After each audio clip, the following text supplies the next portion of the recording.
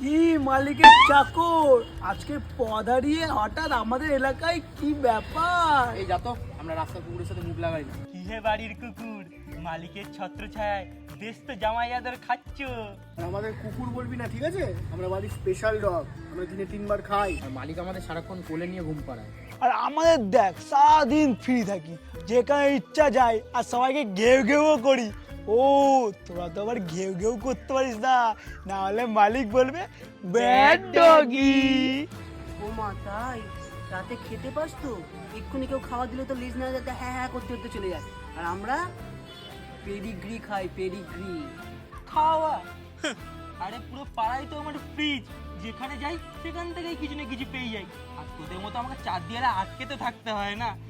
ওই জন্য তোদের এই অবস্থা, নিজের হালটা একবার দেখ। নোংরা রাস্তার খাবার খেয়ে খেয়ে তোদের এরকম অবস্থা, আনাইজেনিক হয়ে থাকিস। মালিক আমাদের ঘষে ঘষে সারাক্ষণ পরিষ্কার করে, গায়ের গন্ধটা একবার শুকে দেখ, শ্যাম্পু স্মেল বেরোয়।